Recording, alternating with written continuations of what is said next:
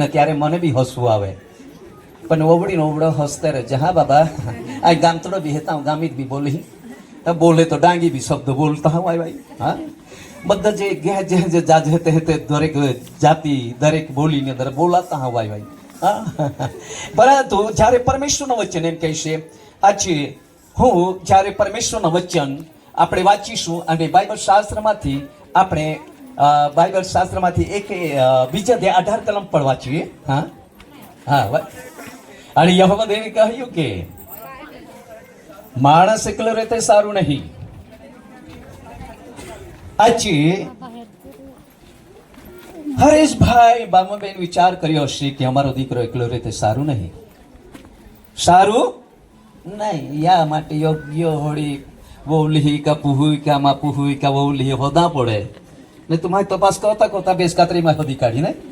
अच्छा अच्छा, तो काकशाला केस नहीं बेसकातरी केस के तेरू भी कह के आमी तो होदी काढता है जे आमी लग्न को या तो एक टोंडेल एक पुहुए एने कपड़बंदी દીકરી એમાં કે કેસરે એ કહે કે જોઈન્ટ હોઈએ એકદમ દૂર દોરિયામાં રહેનારો આગ બૂટ ચલાવનારો ડ્રાઈવર તો ઓવડો એને પુહુઈતી તાની ગામતડી ટોંડેલ માઈ ઓરડે લાવ્યા. બહુ દૂર દૂરથી લગ્ન હોઈ શકતા હોય, પરંતુ કાકશાળા તો નજીક છે, કાંઈ વાંધો નહીં. અને જ્યારે પરમેશ્વરે જ્યારે એ રીતે જ્યારે વિચાર્યું કે એકલો રહે તે સારું નહીં, એમના માટે યોગ્ય પાત્રો હોદવો જોઈએ. અને જ્યારે એ રીતે પછી આગળ વાંચીએ બસ. હા, હવે તે 24 કલાક, હા તે ઉપરથી 21 કે 22. હા હા, અડભર ઊંઘમાં નાખવામાં આવ્યું હોય. પરમેશ્વર પોતે સર્જન ડોક્ટર છે, કમ્પાઉન્ડર એક પ્રભુ ઈસુ મસીહ બને છે અને નર્સ એક પવિત્ર આત્મા બને છે. ત્રણે ભેગા મળીને ઓપરેશન કરે છે, સુંદર કન્યા બનાવે છે. હા, અને જોયું કે પરમેશ્વરે જોઈને આનંદ કરે છે કે આ લોકો મારો મહિમા કરે, મારી પ્રશંસા કરે. આજે બંને યુગલો પણ પરમેશ્વરની આરાધના કરે, પરમેશ્વરનો મહિમા કરે, જેથી લગ્ન જીવનમાં સફળ થાય.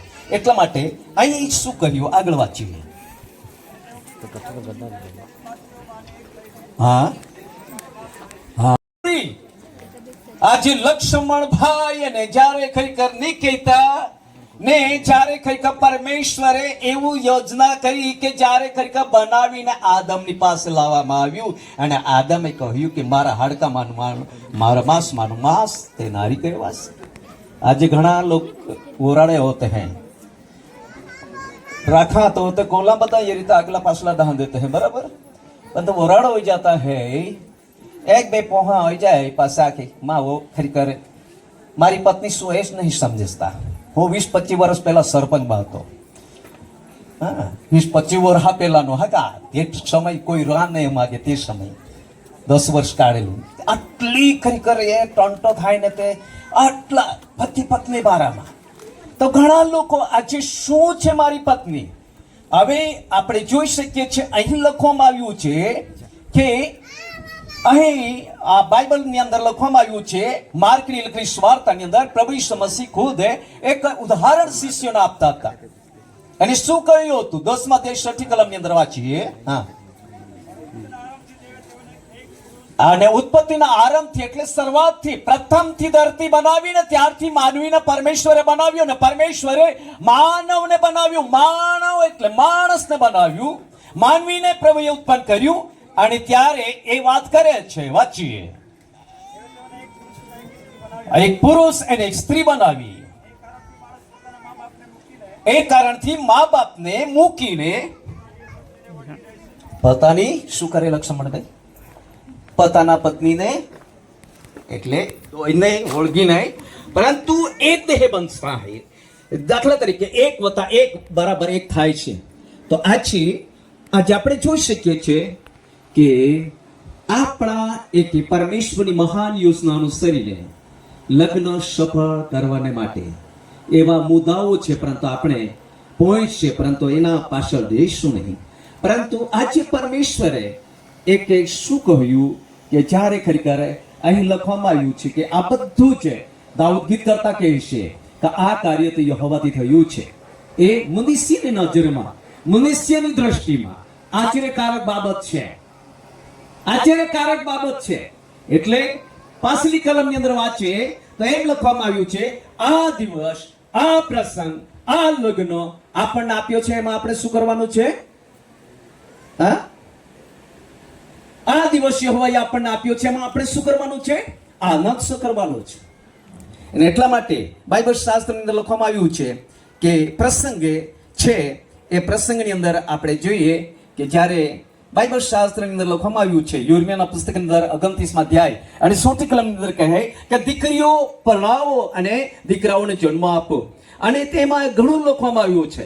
જ્યારે ખરેખર પાઉલ પ્રેરિતે કોરિન્થીના 7મા અધ્યાયની અંદર લખવામાં આવ્યું છે લગ્ન શા માટે કરવું જોઈએ, અને એ પણ ખરેખર પાઉલ પ્રેરિત કહે છે કે સ્ત્રી પરણાવો કે વ્યભિચાર ન થાય, પાપ ન થાય, એટલા માટે લગ્ન બાબતની અંદર કહે છે. આપણે વાંચીએ છીએ ત્યારે અહીં લખવામાં આવ્યું છે કે બાઇબલ શાસ્ત્રની અંદર ખરેખર લખવામાં આવ્યું છે કે દાઉદ ગીત કરતા એમ કહે છે 31:15 કલમની અંદર, જ્યારે સર્વ પ્રસંગો પ્રભુ, મારા પ્રસંગો, મારા પરિવારના પ્રસંગો, મારા કુટુંબના પ્રસંગો, જે લોગનો પ્રસંગો, એ સર્વ પ્રભુ પરમેશ્વર તારા હાથમાં છે. એ માનીને ધન્યવાદ કરે છે, આભાર માને છે. બાઇબલ શાસ્ત્રની અંદર લખવામાં આવ્યું છે 62:8 કલમની અંદર લખવામાં આવ્યું છે કે સર્વ પ્રસંગે દેવ પર ભરોસો રાખો અને તમારું હૃદય ખુલ્લું કરો, અને પ્રભુ જરૂર ને જરૂર. છેલ્લી કલમ આપણે વાંચન કરીશું અને નીતિવચનના પુસ્તકની અંદર 18મા અધ્યાય અને જ્યારે એક આપણે કલમ આપણે વાંચીશું. હા, 18 જેને પત્ની મળે, જેને નવરી મળે કે પત્ની મળે, તેને સારી ચીજ મળવી જાણવી. એ પરમેશ્વરનું વચન છે, કોઈ સેવકોનું મુખનું વચન નહીં, દેવનું વચન છે. ઇબ્રાહીમની વહુ લેવાને માટે, ઈસાકની પત્ની લેવાને માટે ગયો ત્યારે એ પોતાની અકલ બુદ્ધિ નહીં પરંતુ પરમેશ્વરને પૂછ્યું, અને પરમેશ્વરે યોગ્ય એવી સ્ત્રી તૈયાર કરી. જ્યાં કુટુંબીઓ હતા કે ઇબ્રાહીમના ત્યાં પહોંચ્યો ચાકર, અને સુંદર કન્યા પરમેશ્વરે એમના હોકની અંદર મેળવી આપી. આજે જેટલા પણ પરિવારો અહીં પરણેલા છે તે લોકો એમનો સંસારી ગાડી કઈ રીતે ચાલતી હશે એ લોકોનો અનુભવ છે. મારી પત્ની, મારા બાળકો, મારું જે સંસારિક જીવન કઈ રીતે અમે પસાર કરી રહ્યા છીએ એ લોકો અનુભવ કરી રહ્યા છે. જેઓના આજે પરણવાના બાકી છે એ લોકો ખરેખર વરની શોધમાં છે, કન્યાને શોધમાં છે, હા, વહુડીની શોધમાં છે, વહુમાં છે. એ લોકો એવી તૈયારી કરી રહ્યા છે.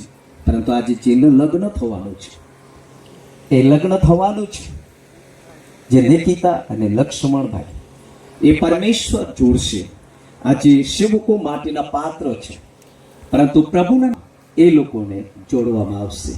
જ્યારે પરમેશ્વરે કહ્યું હતું કે મૂસાને, ઇસ્રાયેલ પ્રજાને માટે, કે હારૂનના દીકરાઓને તમે એ રીતે આશીર્વાદ આપો કે જેથી મારું મુખ હંમેશા આજે નિકિતા અને લક્ષ્મણ ભાઈના લગ્ન જીવન પર પરમેશ્વરનો પ્રકાશ રહે, ને પરમેશ્વરનું મુખ એમના પર રહે, પરમેશ્વરની શાંતિ એમના પર રહે, પરમેશ્વરનો મહાન આશીર્વાદ એમના પર રહે, પરમેશ્વરનો મહાન આબાદાની સુખાકારી ને શાંતિ ના વાના પણ એમના પર રહે.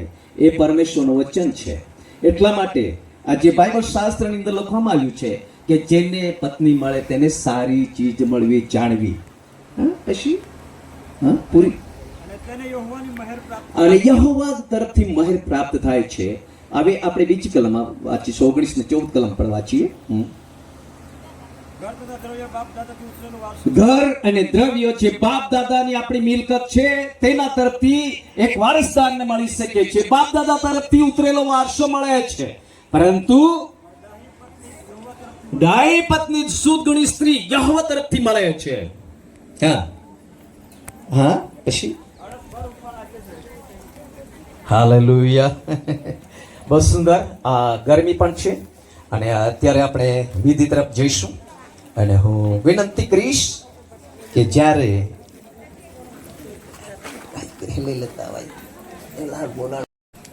દીકરો ગણાય એમને તમે તમારી દીકરી એમના હાથમાં સોંપવા જઈ રહ્યા છો ત્યારે તમને કોઈ દાદમણ કરી છે કે આજે એ લોકોના જ્યારે લગ્ન થાય એમાં તમે રાજી ખુશી છો?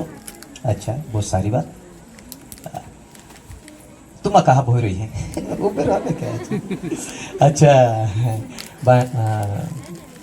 ભામુબેન અને હરેશભાઈ,